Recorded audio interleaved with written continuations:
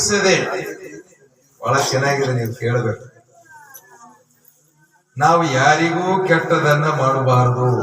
ಧರ್ಮ ಏನ್ ಹೇಳ್ತದೆ, ಅಧ್ಯಾತ್ಮ ಏನ್ ಹೇಳ್ತದೆ, ನನ್ನ ಬದುಕು ಹಸನು ಮಾಡ್ಕೊಳ್ಬೇಕು. ನಾನು ಹ್ಯಾಂಗ ಹಸನು ಮಾಡ್ಕೊಳ್ಬೇಕಂದ್ರೆ ಮಂದಿದೇ ಇಲ್ಲ ಆಡಬಾರ್ದು, ಮಂದಿದ್ದೇ ಚಿಂತೆ, ಮಂದಿದ ಬಗ್ಗೆನೆ ಟೀಕೆ ಮಾಡ್ತೇವೆ. ಅವ್ರ ಹಾಂಗಾರ, ಇವ್ರ ಹಿಂಗಾರ, ಅವ್ಳ ಹಿಂಗಾರ, ಅವ್ರ ಹಿಂಗಾರ ಅಂತೇಳಿ ಇನ್ನೊಬ್ಬರ ಬಗ್ಗೆ ಟೀಕೆ ಮಾಡ್ತೇವೆ. ನನ್ನ ಸಮಯ ಹಾಳು ಮಾಡ್ಕೋತೇವೆ, ನಮ್ಮ ಆಯುಷ್ಯ ಹಾಳು ಮಾಡ್ಕೊಳ್ತೇವೆ. ನಾವೇನು ಸಾಧನೆ ಮಾಡೋದಿಲ್ಲ. ಟೀಕಾಚಾರ ಅಂತಂದ್ರೆ ಟೀಕೆ ಮಾಡ್ಕೊಳ್ತೇವೆ, ನಾವು ಕುಂತು ಬಿಡುತ್ತೇವೆ. ನಮ್ಮ ಬದುಕು ಹಸನಾಗೋದಿಲ್ಲ, ನಮ್ಮ ಬಾಯಿನೂ ಸುದ್ದಿ ಇರೋದಿಲ್ಲ. ನಮ್ಮ ಬಾಯಿ ಸುದ್ದಿ ಇರ್ಬೇಕಾದ್ರೆ ನಾವು ಎರಡು ಮಾತಾಡ್ಬೇಕು.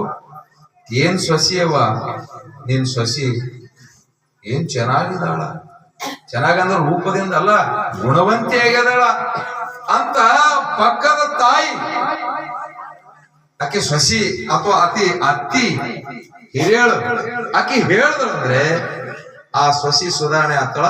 ಹೀಗೆ ಭಾವನೆ, ಇನ್ನೊಬ್ಬರ ಭಾವನೆ ಬರ್ತಂದ್ರೆ ಆ ಸೊಸಿನೂ ಚೆನ್ನಾಗಿರ್ತ. ಅತ್ತಿ ಸೊಸಿ ಜಗಳನೇ ಬರುವುದಿಲ್ಲ. ಮನೆಗಳು ಮುರುಕಾಗಲಾಗತ್ತವ. ಒಬ್ಬರು ಕಂಡ್ರು ಒಬ್ಬರಿಗೆ ಆಗುವುದಿಲ್ಲ. ಅಣ್ಣ ತಮ್ಮರ ನಡುವಿನ ಜಗಳ ಇರ್ತವ. ಒಂದ್ ಸಣ್ಣ ಸಣ್ಣ ಮಾತಿಗೆ ಜಗಳ ಶುರು, ಕೋರ್ಟ ಕಚೇರಿಗೆ ಹೋಗ್ತವೆ.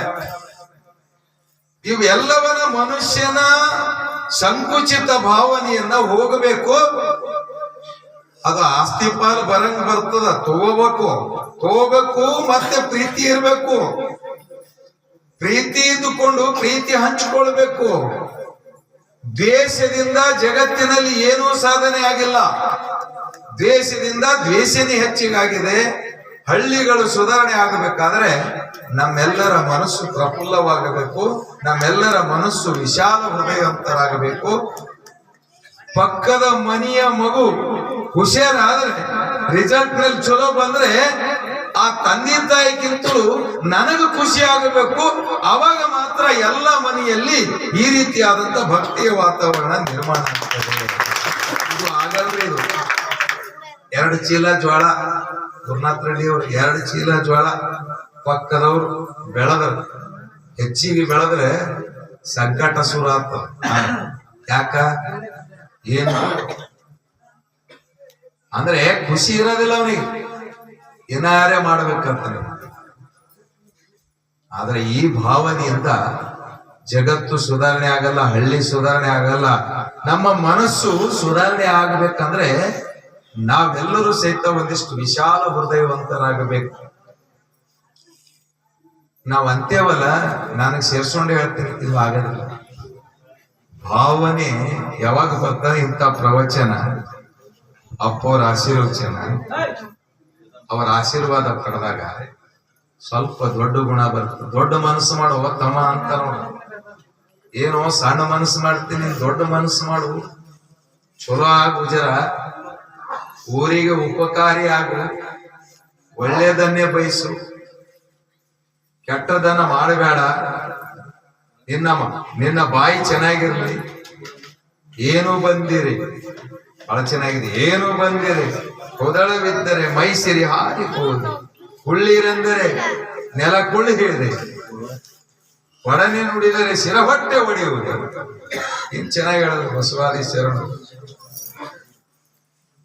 ಏನು ಬಂದಿರಿ ಅಂದ್ರೆ, ಏನು ಬಂದಿರಿ ಬರ್ಯಪ್ಪ ಕೂಡ್ರಿ, ನಿಮ್ಮೂರಿಗೆ ನಾವು ಬಂದಿದ್ದೇವೆ, ಕುರ್ಚಿ ಹಾಕಲ್ಗತ್ತಿರು ಬ್ಯಾಡ ಅಂತಂದೇವ್ ನಾವು. ಏನ್ ಅತಿಥಿ ಸತ್ಕಾರ ನಿಮ್ಮೂರೊಳಗೆ ಕೂಡ್ರಿ ಅಂದ್ರೆ ನೆಲ ತೆಗ್ ಬೀಳ್ತದೆ. ಬಂದಂತವ್ರಿಗೆ ಕೂಡ್ರಿ, ಒಂದ್ ಗ್ಲಾಸ್ ನೀರ್ ಕುಡ್ರಿ. ದಾಸೋಹ ಪರಂಪರೆ ನಮ್ಮದು, ಶರಣ ಪರಂಪರೆ ನಮ್ಮದು, ಸಂತ ಪರಂಪರೆ. ಹಳ್ಳಿಗಳಿಗೆ ದೇವಾಲಯಗಳು, ಹಳ್ಳಿಗಳಿಗೆ ಮಠಗಳು, ಪೂಜ್ಯರು. ಭಾರತದ ಮಣ್ಣು ಹೆಂಗಿದೆ ಅಂದ್ರೆ ಬಹಳ ಶ್ರೇಷ್ಠವಾದಂತ ಮಣ್ಣು ಇದು. ನಾವು